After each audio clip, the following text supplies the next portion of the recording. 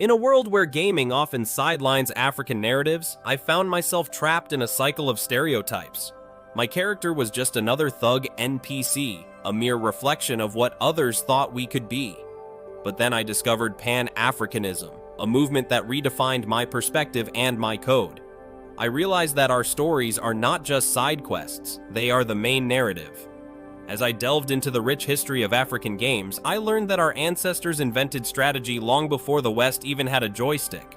From Mancala to storytelling traditions, we have a legacy that deserves to be celebrated. I began creating games that reflect our culture, infusing them with the vibrancy of our heritage. The gaming industry may have dismissed us, but when I launched Afro-Cyber Rebellion, it was a game changer. Suddenly, the same studios that doubted me were begging for my engine. My work became a beacon for aspiring Black game developers, proving that we can reclaim our narratives and reshape the gaming landscape. This is more than just gaming, it's about empowerment and representation. When we take control of our stories, we rewrite the rules. The joypad isn't just a tool, it's a means of justice, so let's level up together and create a future where our voices are heard and celebrated. In the world of gaming, we've been fed a narrative that sidelines African stories, reducing our rich history to mere side quests. But what if I told you that the first strategy games were played in ancient Egypt and that Mancala, a game older than most consoles, laid the groundwork for algorithms? Tunde, a passionate developer, faced rejection from a producer who claimed African tales wouldn't sell. But instead of conforming, he tapped into his roots, creating Afrofuturist 2199, a game that not only celebrated our heritage but also shattered stereotypes. With every pixel, he transformed gaming into a form of resistance, proving that our ancestors built pyramids and didn't need to beg for validation. Now, as Tunde teaches the next generation to mod colonialist games, he's not just changing the narrative, he's rewriting the rules. When Black gamers own their stories, we don't just play the game, we redefine reality. Kwame's journey began in the shadows of Silicon Valley, where he was told that African innovation couldn't compete. But he discovered the truth.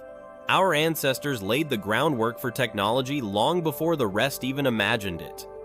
From the binary code of Ethiopia to the astronomical knowledge of the Dogon people, Africa has always been a cradle of innovation.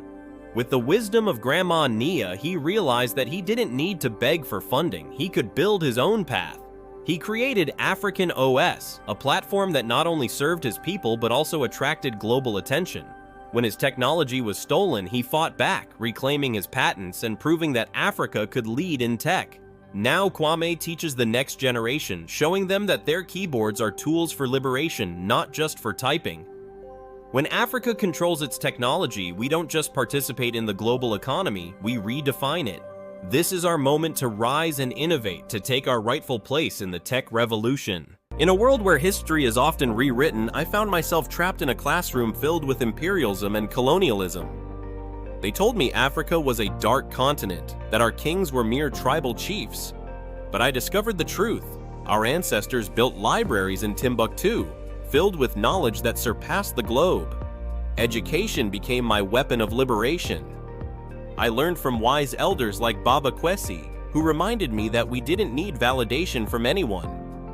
I created the Unschooling Project, sharing our rich history and reclaiming our narrative. Now my Freedom School thrives, teaching children the brilliance of African achievements. When we control our knowledge, we rebuild our civilizations.